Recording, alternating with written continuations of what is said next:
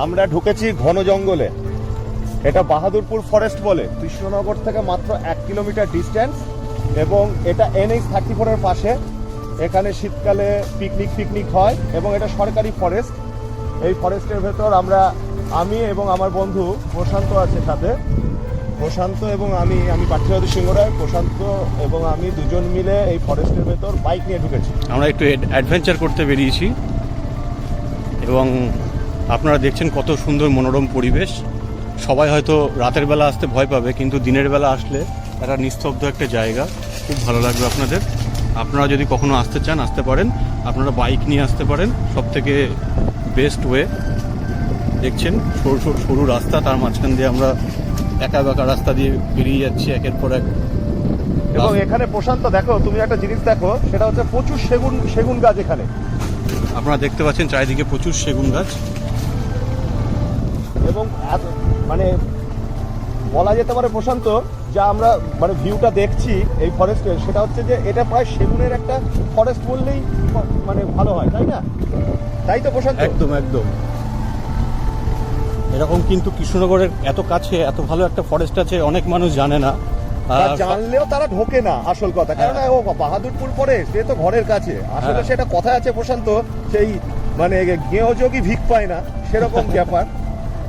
তা ফরেস্টের অনেক দিক দিয়ে, একদিক দিয়ে পণ্ডিতপুর, মায়াকোল, হাসাডাঙ্গা, অনেক লাইন দিয়ে ফরেস্টের ভেতরে রাস্তা আছে। সেই রাস্তা দিয়ে আপনারা মানে ওই দিকে ঢুকতে পারেন। এবং এই ফরেস্টটার জলঙ্গি নদী, মানে আমাদের যে খোরে নদী কৃষ্ণনগরে, সেই খোরে নদীর পাশেই অবস্থিত বলতে পারেন এক প্রকার। কৃষ্ণনাগরিকরা সবাই জানেন যে ফরেস্ট বলতেই বেথুয়া ডোয়ারি ফরেস্ট, কিন্তু দেখুন আমাদের বাড়ির কাছে এত সুন্দর একটা ফরেস্ট আছে। এবার এখানে দেখছেন একটু খাড়া আছে। পার্থ, তুমি একটুখানি সাবধানে নামো। হ্যাঁ, সাবধানে নামো।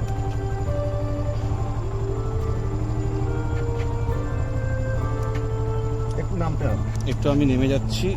হ্যাঁ, আপনারা দেখতে পাচ্ছেন খুব খাড়া জায়গা রয়েছে। তো কিছু কিছু জায়গা তো এরকম হবেই না, জঙ্গলের মধ্যে।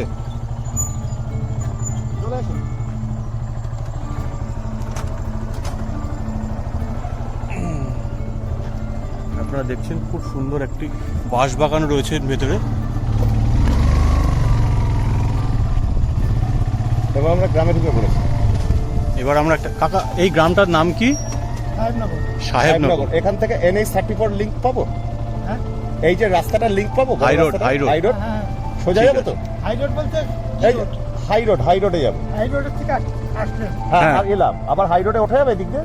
হ্যাঁ, যাওয়া গিয়ে ডান দিকে গিয়ে আবার হাই রোড করলে, আর বাঁ দিকে গেলে হরনগর যাবেন, হাসানগর দিয়ে আবার হাই রোডে যেতে পারবেন। আচ্ছা, ডান দিকে যাবো আমরা। হ্যাঁ, ডান দিকে। ঠিক আছে, ঠিক আছে, ধন্যবাদ।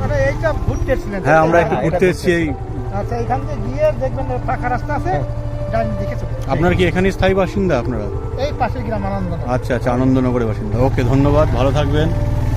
তো আপনারা দেখলেন যে আমরা একজন এখানকার স্থায়ী বাসিন্দার সঙ্গে কথা বললাম এখানকার ব্যাপারে। ওনারা বললেন যে এই রাস্তাটা কানেক্ট আছে হাইওয়ের সাথে এবং কেউ হারিয়ে যাওয়ার ভয় থাকবে না। দেখতে পাচ্ছেন আমরা গ্রামটার মধ্যে ঢুকে গেছি। আমরা বেরিয়ে এসেছি, ফরেস্ট থেকে বেরিয়ে এসেছি। পাশে প্রচুর বাড়ি, ঠিক আছে? ফরেস্টের পাশে এটা একটা গ্রাম, সাহেবনগর গ্রাম। সাহেবনগর এই গ্রামটার নাম।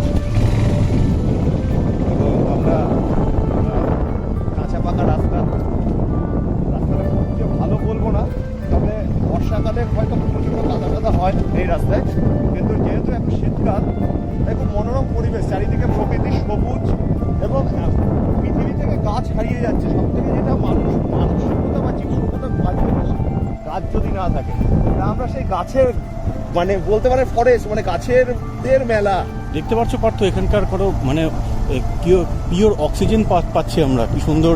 মানে এবার হবে তো প্রশান্ত, একটা বিষয় তোমাকে সবসময় মনে রাখতে হবে, গাছ না থাকলে জীবজগৎ থাকবে না। গাছ অক্সিজেন দেয়, এবং সভ্যতার এত অগ্রগতি প্রশান্ত, এই মানে মানুষ বিল্ডিং করে করে মানে কংক্রিটের জঙ্গল বানিয়ে ফেলেছে, যার ফলে আজকে দূষণ, আজকে বাতাসে ধূলিকণার প্রভাব, আজকে বাতাসে কার্বন ডাই অক্সাইডের প্রভাব সব বেড়ে গিয়েছে। আমরা চলে এসেছি, আমরা হাই রোডে উঠবো, মানে পাকা রাস্তায় উঠবো। আমরা চলে এসেছি, আমরা বাম দিকে চলে গেলাম।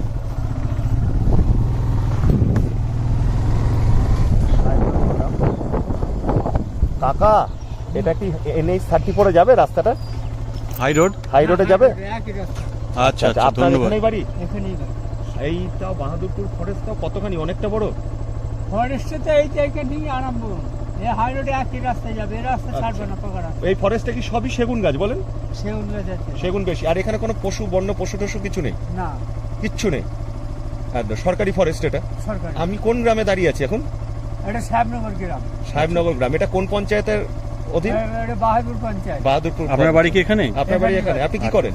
আমি পাইপ লাইনের কাজ করি। আচ্ছা আচ্ছা, ঠিক আছে, আসছি কাকা আমরা। ধন্যবাদ, ভালো থাকবেন। আপনারা দেখলেন একজন বয়স্ক ভদ্রলোকের সঙ্গে কথা হলো, যিনি এখানকার গ্রামের স্থায়ী বাসিন্দা।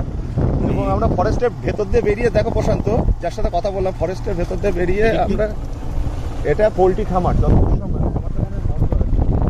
গ্রামের গরু চড়ছে, রাস্তায় চলে হচ্ছে। সে সহজপাঠের কথা মনে পড়ে যাচ্ছে প্রশান্ত। আমরা যখন ছোটবেলায় সহজপাঠ পড়েছি, একদম একদম সেই কথা রবীন্দ্রনাথ ঠাকুর, সেই সহজপাঠ, হ্যাঁ, একটা মন ছুঁয়ে যায়।